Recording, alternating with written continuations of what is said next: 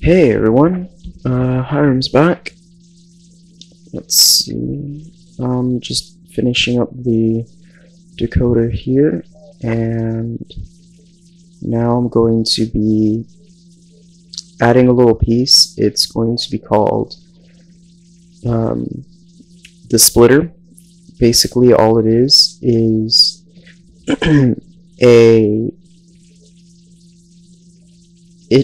alright. It takes in one input and it turns it into two identical outputs, if that makes sense. It's like a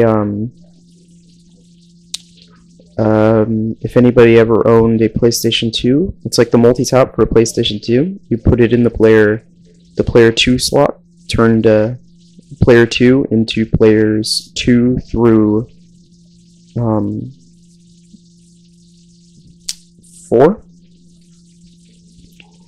So I'm just testing the length here, seeing if it's long enough, and does it reach? Is that different? Yeah, okay, so it reaches. So that's fine. And remember, this is only a 4-bit adder, so we don't really need a very long binary input. 4 digits, just fine. So what I'm doing here is the input is going to go to this cotton, or wool, cotton. It's going to go to this red wool, and it's going to power the wool, which is going to deactivate the torch, but it's also going to activate the repeater on the other side.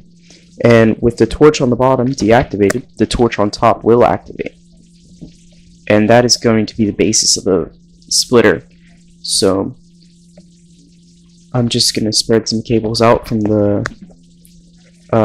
repeaters, and I need to add a platform to put more redstone on the top. There we go. Ugh, I mess up a lot. Sorry. I'm kind of not flustered, but it's getting to me. Alright, so basically what's gonna happen. Oh, here, let me label this first. Alright, so what happens is it goes from the decoder. See? Let me do 10. And it goes to the splitter, as you can see. On the right there, it goes to the splitter. It deactivates the bottom torch, which activates the top torch, and it spreads on from there. And it also activates the redstone on the bottom. That way I can have two separate numbers.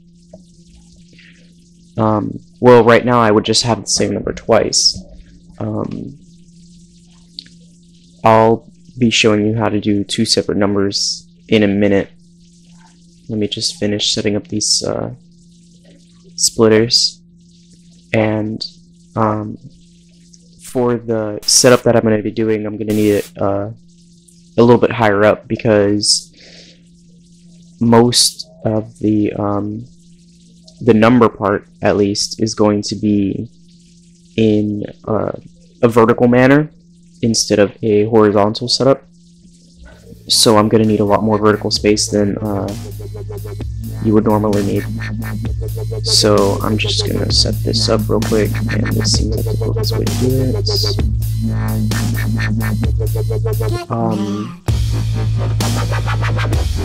And now I just got to break these middle blocks because I don't want my redstone touching, and also because when I reload this map, I don't want to be loading useless blocks.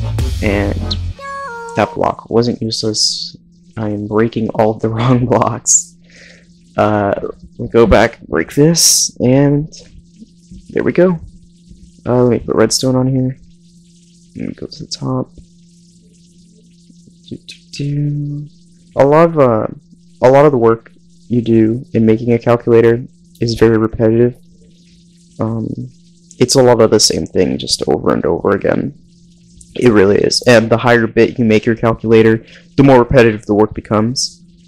So for those of you that want to make a 32-bit calculator, 64-bit, I saw somebody made a 128-bit.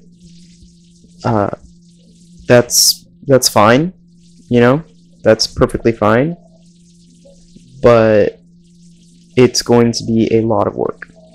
So over here, I'm just going to show you my AND gate, and basically the AND gate I'm going to be using for locking in my numbers.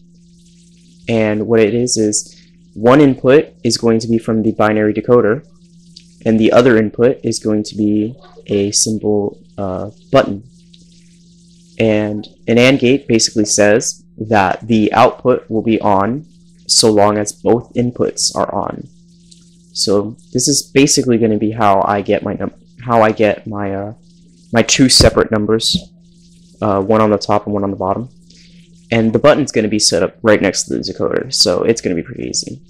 So basically, one input is going to be on from the numbers, if it's on, and I'll press the button. It'll temporarily turn off that right torch, and it'll turn on the output, but only temporarily, because it's a button.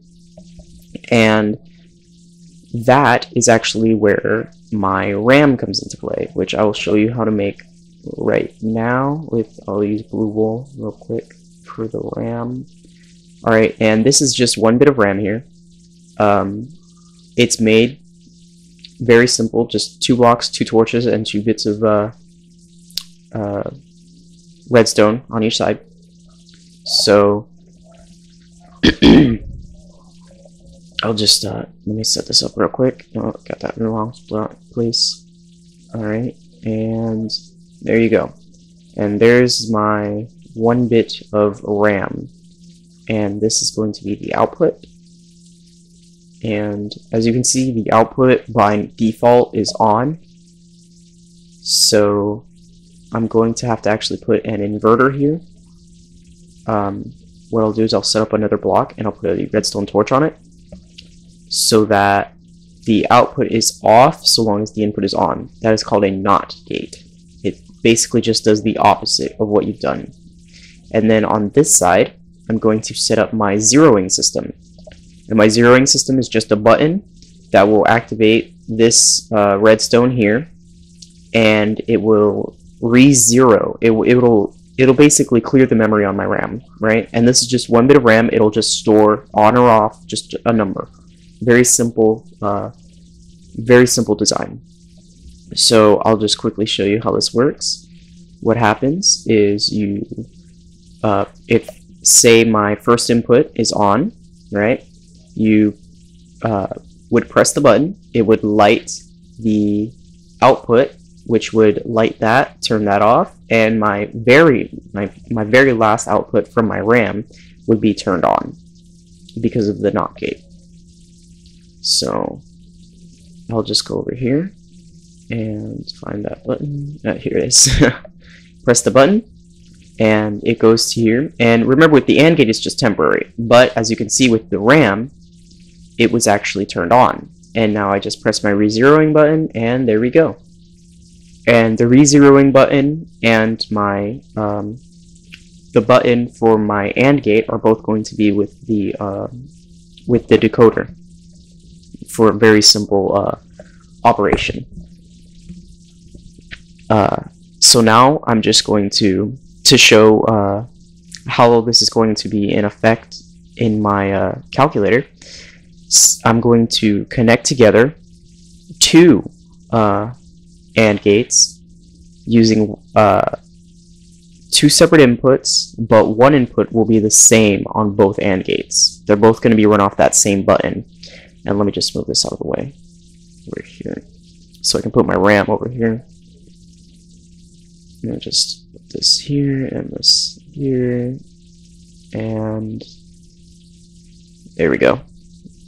Alright, so, and also, let me just put my inverter completely, there we go.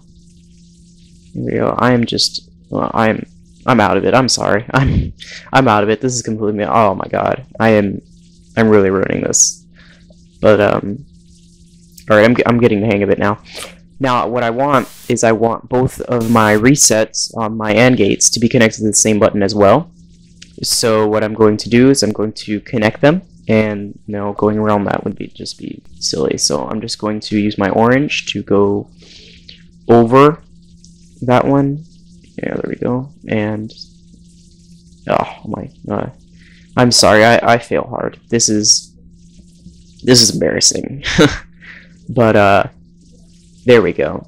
And it's just a little bridge to get over it. Wow, that's messed up. Whoop, nope, wrong one.